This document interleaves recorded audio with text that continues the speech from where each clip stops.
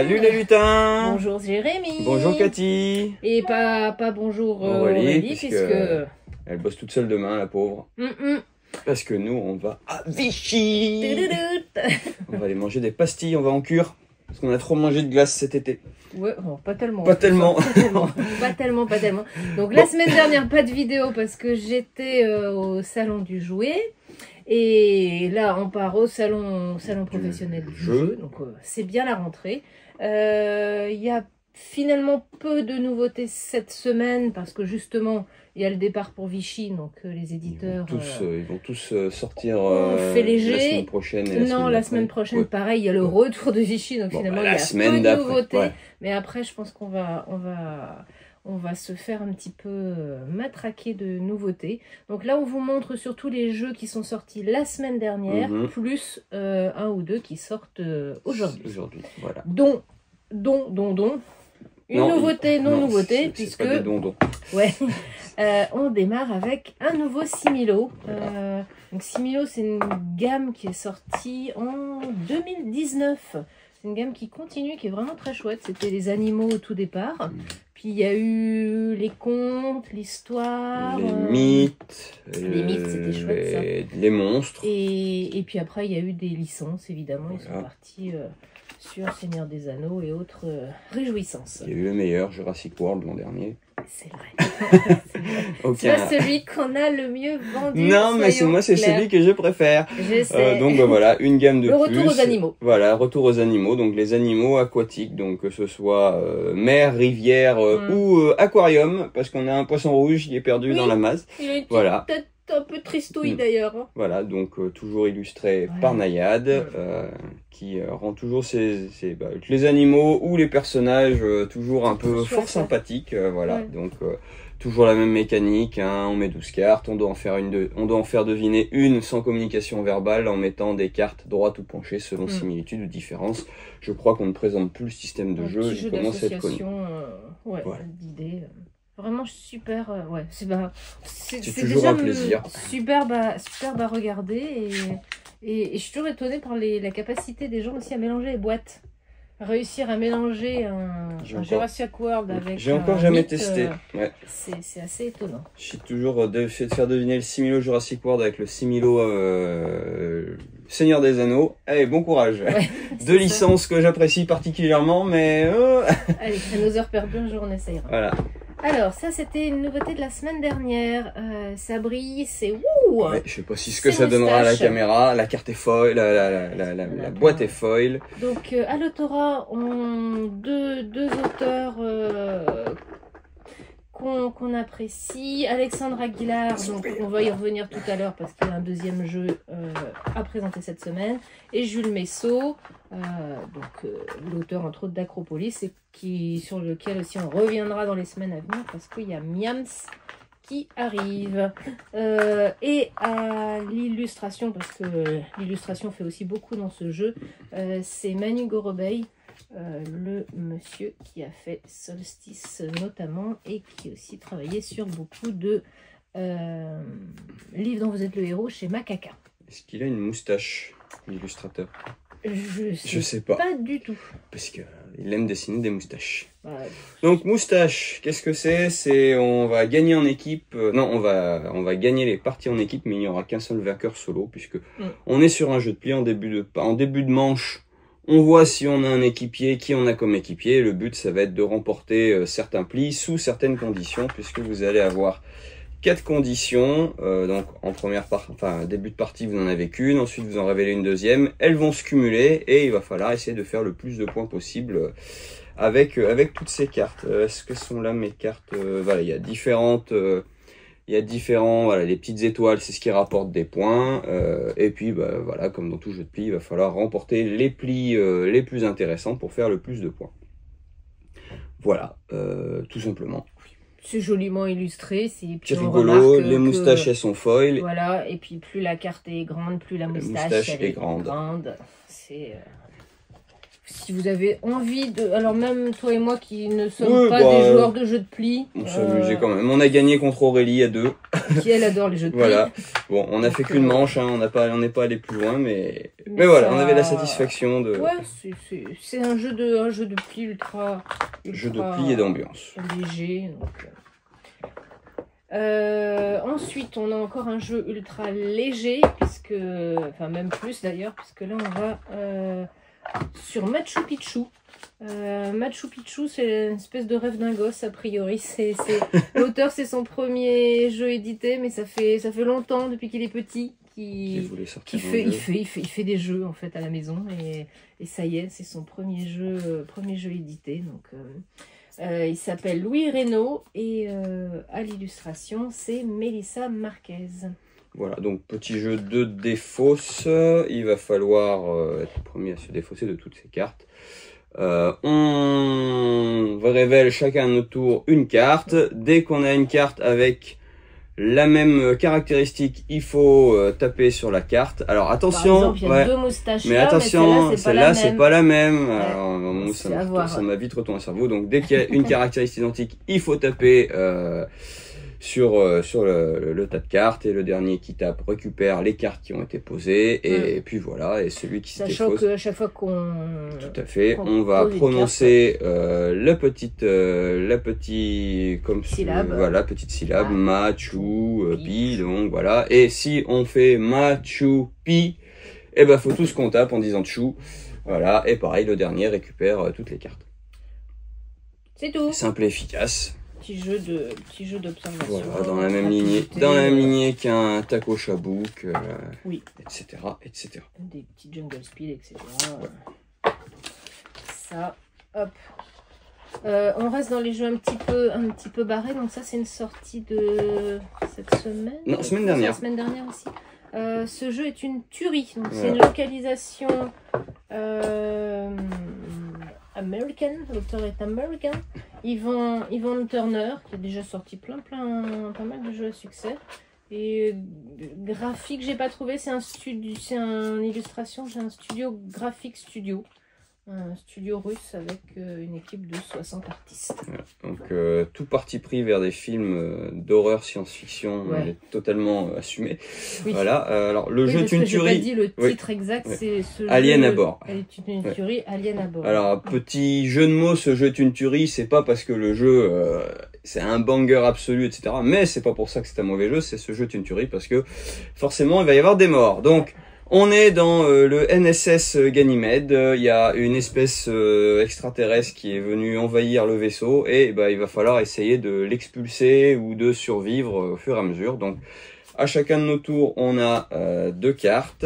Voilà, les cartes, vous avez soit un petit lieu, soit une petite action. Vous jouez forcément une carte dans un sens, une carte dans l'autre, à chacun de notre tour. Et une fois qu'on a décidé où est-ce qu'on se cache, parce qu'on est des poltrons, on se cache, on révèle où va l'alien. Donc là, l'alien va à l'arsenal. Si des gens s'étaient planqués dans l'arsenal, ils se font boulotter. Si on est plusieurs, c'est le moins bien caché qui se fait boulotter. Et ensuite, on applique les effets. Et donc, tiens, si on l'arsenal, moi je fais exploser l'arsenal. Hop, l'alien, il explose. Ouais, on a gagné. Voilà, donc on peut gagner tout seul, on peut gagner à plusieurs. Ou ça pète dans tous les sens. De toute façon, le vaisseau, on le détruit. Quoi qu'il arrive, on explose tout au fur et à mesure. On a pu le tester hier à 2. L'alien a gagné, mais le vaisseau n'avait plus que 2 salles encore en état. Donc je pense qu'il allait pas aller très loin. On revient pas vivant de cette histoire. Voilà. C'est rigolo, c'est une espèce de huis clos marrant. C'est rapide. Ouais. Alors c'est noté de 3 à 5 à 10. De 3 à 10. 3 à 10 joueurs. C'est sûrement beaucoup plus sympa quand on est plus frénétique, quand on est beaucoup. Mais à 3, il a très très bien. Il a très bien marché. On a rigolé quand même. Oui. C'est de la boucherie. C'est une tuerie. D'accord. Mais c'est drôle. C'est drôle. Moi qui suis pas fan des jeux à élimination directe comme ça où t'attends pendant que les autres ils continuent, comme ça va vite. Ouais, et là le but c'est pas forcément d'éliminer les autres, c'est c'est un dommage collatéral, désolé, t'étais dans la même pièce que l'alien, mais oui, c'est du hasard aussi. Donc après les salles restent révélées, donc on sait où l'alien n'ira pas. C'est ça. Ouais, c'est ça. On va changer mais carrément d'univers. Ouais, là, on passe du coq à l'âne. Un jeu d'association d'idées. On est donc au Japon, puisqu'on est sur Haïku. L'auteur, c'est Jérémy Kaplan, qui a déjà sorti, édité plusieurs jeux. Ikenokoi d'ailleurs, toujours dans un univers... Ça fait pas du coup japonais. Oui, et puis les Taxis de la Marne par contre, qui n'avaient rien à voir. À l'illustration entre guillemets, puisque c'est issu d'estampes japonaises, ils ont pris trois illustrateurs dont j'ai pas noté les noms. Ouais, mais je vais peut-être écorcher les noms de ces gentils. Oh, c'est moins compliqué à prononcer que des noms à consonance slave. Quand t'es dyslexique, alors c'est Katsushika Okuzai, Ando Hiroshige et Azui Kawase. Ouais, finalement, ça allait. Et donc, ce que je disais, c'est Benjamin Trelou qui a mis ses estampes en scène pour le jeu. Alors, qu'est-ce que c'est que un haïku? Un haïku, c'est un petit poème japonais, généralement en 3 vers. Oui. Voilà. Qui vise donc et en 3 vers et pas beaucoup de pieds. J'ai 17 syllabes, moi. Ouais, des syllabes, voilà, syllabes, pieds, voilà. Et du coup, voilà, qui retranscrit un état d'esprit, une zénitude. Enfin, c'est très... Visant à traduire une sensation vis-à-vis d'un événement naturel ou d'une saison. Voilà. C'est vraiment du ressenti. Du ressenti par rapport aux éléments. Et c'est ce que le jeu essaye de... puisque du coup, voilà, on va avoir 6 estampes japonaises sur la table. On va piocher chacun 8 petits cartons avec des morceaux de haïku. Son recto verso, et je vais par rapport aux estampes et par rapport à ce que j'ai dans mes textes me laisser inspirer et créer un petit haïku, voilà, que l'on va mettre sur notre petit tori, voilà. Et ensuite, à chacun notre tour, on va lire notre haïku et les autres vont devoir essayer de deviner quelle estampe me fait penser à quelle estampe fait penser le va-et-vient perpétuel, il est bien vivant. Poésie muette. Et à partir de là, en effet, chacun va... Il y a des petits jetons pour voter. Pour identifier les... Voilà, et on a la poupée Kokeshi qui dit, on va penser que c'était là. Voilà, la fameuse bataille de pastèques m'a fait beaucoup rire. Je crois que c'est l'estampe qui m'a fait le plus rire. Ouais.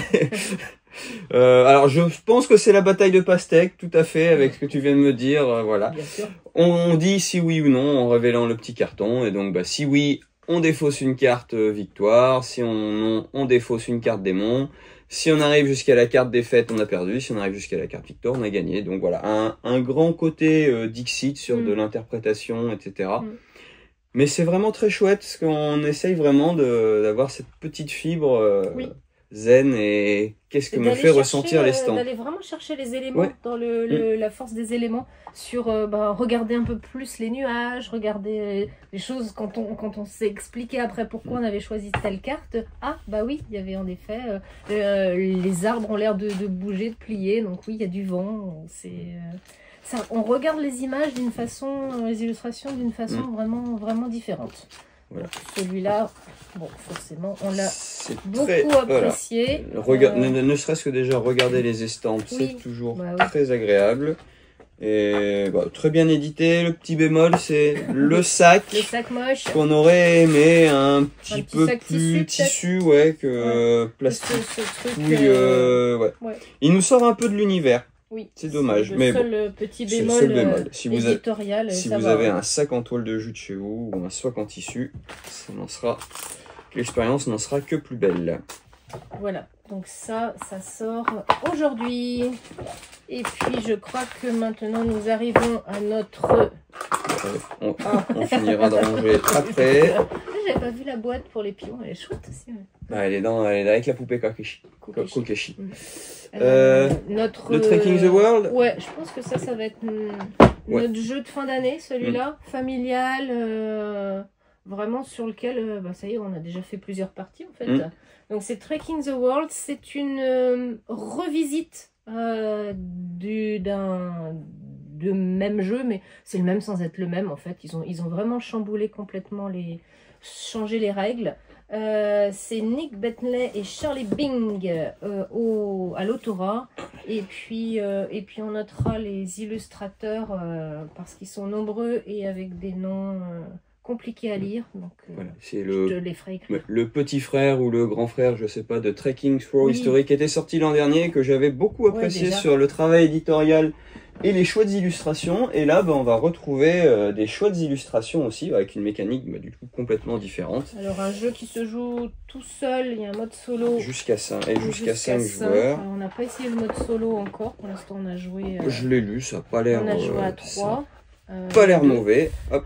Donc ce plaisir retrouvé enfin d'avoir un jeu de plateau commun sur lequel on va bouger des pions, avancer, le traditionnel un petit peu jeu de plateau et qu'on est content de retrouver ce plaisir de prendre le temps parce que malheureusement en boutique on n'a pas pu aller au bout de la partie parce qu'il y avait du monde en boutique et on était bien dans la partie. Aurélie nous aurait explosé. Ouais, mais on était bien dans la partie. Voilà, c'était plaisant. C'était plaisant. C'était un vrai plaisir. Une mécanique somme toute assez voilà, on va pas se déplacer avec des points. On va avoir du coup la possibilité entre 4 choix. Du coup, on a une petite valise avec des souvenirs. On va voyager partout dans le monde. Et donc voilà, on va choisir un déplacement. Donc on doit faire exactement le nombre de cases de déplacement. Et ça a son importance parce que des fois on veut arriver à un endroit, etc. et on peut pas. Si on arrive dans le territoire concerné, la violet, je récupère un petit cube souvenir rouge. Et ensuite on va avoir, donc les cartes sont recto verso, donc c'est tous des lieux présents sur la carte. Donc vous avez des cartes, hop, je sais pas si ça se verra, comme ça, et des cartes sur les lieux. Et donc, si vous arrivez sur un lieu, soit par sa capacité spéciale, soit par son visuel, vous pouvez là récupérer une carte.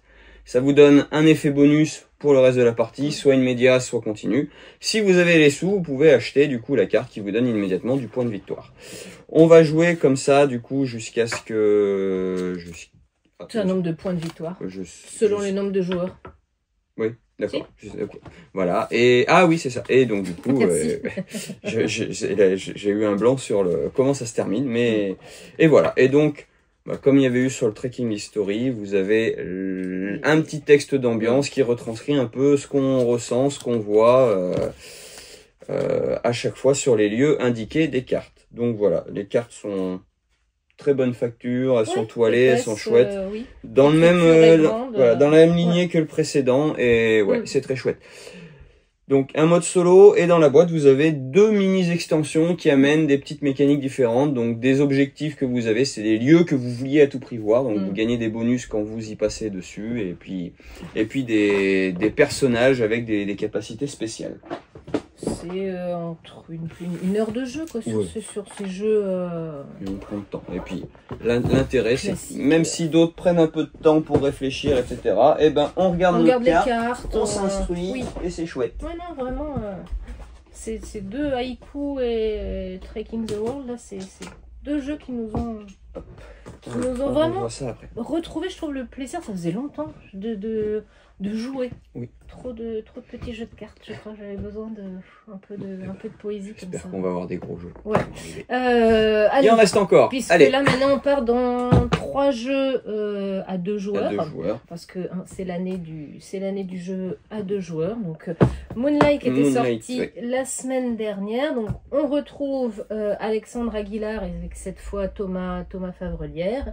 Et à l'autorat, on va retrouver la patte les couleurs, je trouve, de Noémie Chevalier, puisque c'est elle qui a fait Courtisan. Voilà. Et donc là, ça va être un petit jeu de construction de tableau, mais pas chacun pour soi. Le tableau est commun. Il va falloir du coup qu'on fasse un tableau de 3 par 4 ou de 4 par 3.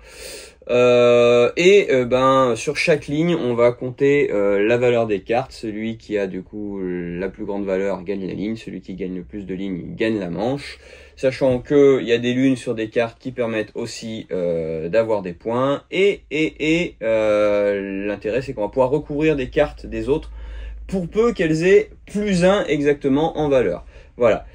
Équilibré, puisque quand on gagne une manche, on gagne une carte à tout. Quand on perd la manche, on gagne une carte bonus qui va nous permettre de faire des combos et d'essayer de revenir dans la partie. Voilà, alors les cartes joliment illustrées avec un peu de dorure, etc. sur le thème des loups. C'est le deuxième jeu en moins d'un mois de jeu à deux sur les loups. Et c'est pas le dernier. Et c'est pas le dernier. Non, bon. Je peux spoiler, c'est pas le dernier. Et ben, c'est l'année du loup.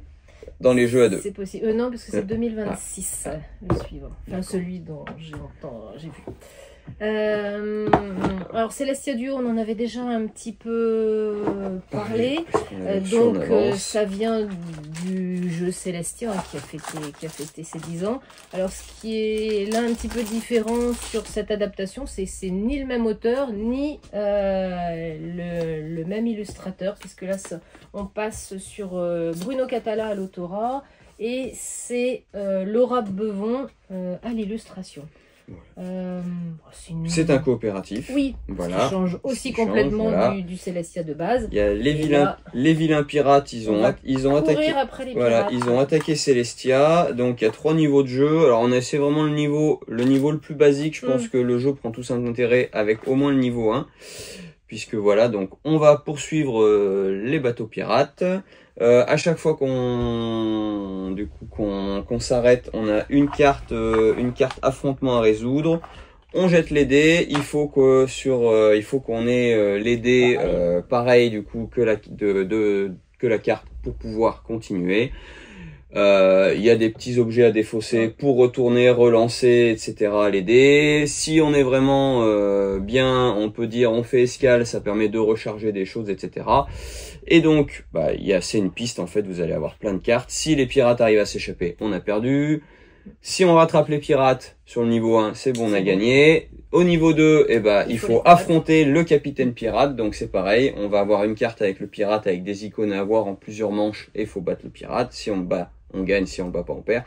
Et le deuxième niveau, troisième niveau, c'est le pirate plus le grand méchant, qui est un petit peu plus corsé que les autres. Je trouve qu'on retrouve complètement l'esprit de Celestia dans la mécanique. Et le mode coopératif, il passe bien. J'étais étonnée.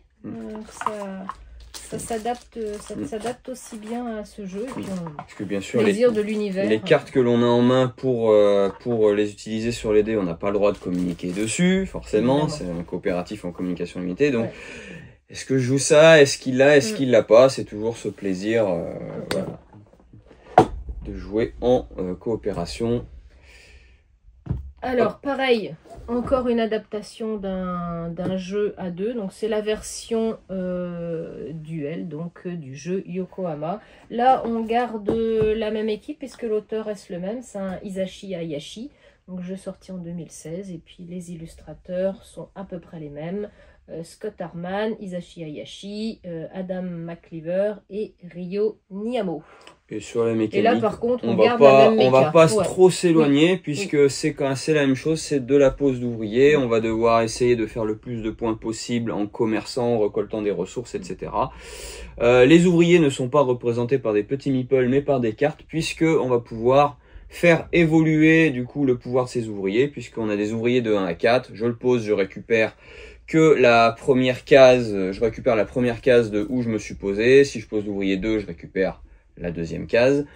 J'ai moyen de retourner les cartes d'ouvriers pour qu'ils aient un bonus qui récupère plus de cases. Si je construis des bâtiments aux endroits où je vais récolter, c'est pareil, je donne des bonus. Et si j'atteins à partir du bonus 4, je peux construire le bâtiment. Et bonus 5, j'ai ensuite une ressource bonus, voilà. Plein de combos, le but c'est de faire le plus de points possible, donc voilà, essayer d'améliorer ses ouvriers pour qu'ils soient de plus en plus productifs et qu'ils nous ramènent de plus en plus de ressources. Mais pourquoi pas, la version duel, ça compacte le jeu, ça fait ça compacte le jeu, ça permet de l'emmener un peu plus partout et effectivement ça compacte le prix. C'est vrai qu'à 2 ça va... La configuration à 2 pour ce jeu-là, il est plutôt chouette aussi. Oui. Donc, bonne idée. Ouais. Et on termine par un solo. Le retour de Tantrix. J'ai cru qu'on tapait à la porte, il n'y a pas de livraison. C'est un jeu qui était sorti en 1991. Donc, c'est Mike McNamaway, un néo-zélandais qui a imaginé ça. Alors pour la petite histoire, j'ai trouvé ça sur Board Game Geek. Tantric, ça veut dire piste enchevêtrée, parce qu'en fait le petit gars il a inventé, fabriqué son jeu alors qu'il se remettait d'une chute d'escalade. Voilà l'histoire de ce jeu. Donc c'est ça un peu plus de tuiles que la version mini. On ne renouvelle pas la mécanique. Non. Le but c'est toujours d'essayer de faire des formes fermées, tout en posant comme sur un puzzle, le bout vert doit correspondre à un bout vert, etc. Il y a trois niveaux de jeu. Vous avez le niveau classique, vous retournez la tuile, ça vous donne un chiffre de la couleur, il faut faire la forme fermée de la couleur. Le niveau intermédiaire où vous avez des petites cartes de mise en place, et avec le reste des tuiles, il faut que vous arriviez à faire une forme fermée. Et le mode expert où vous tirez un nombre de tuiles au hasard, et avec ça, il faut que vous réussissiez à construire une forme fermée. Voilà. Sans avoir la couleur. Sans avoir la couleur, sans rien du tout. Wow. Donc voilà, c'est le niveau expert. Oui, expert. Voilà. Ouais. Donc pour ceux qui aiment se creuser la tête sur des petits casse-têtes de placement comme ça, ultra basiques, mais qui font chauffer les méninges quand même. Sur un jeu qui a fait largement ses preuves. Ouais. Pourquoi pas. Ok.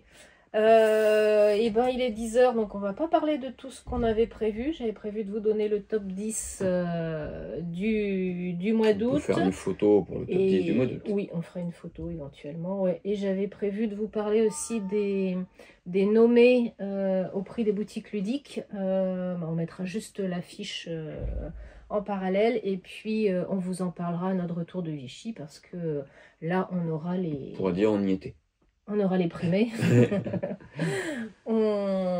Et puis on vous explique ce que sont les prix des boutiques ludiques, et puis nos propres coups de cœur aussi dans ces catégories-là, parce que c'est vrai que forcément, comme dans tout prix, on n'est pas toujours sur la même longueur d'onde, et on a toujours envie de mettre ses chouchous en avant. Mais déjà, on vous parlera des nommés et puis des primés la semaine prochaine. Et hop, on va aller faire nos valises et partir. On va déjà faire la journée. Ah bon? Je suis prête. T'es prête? Pas moi. Moi, je fais ma valise ce soir ou demain matin, mais je serai prêt quand tu viens me chercher, pas de problème. Ok.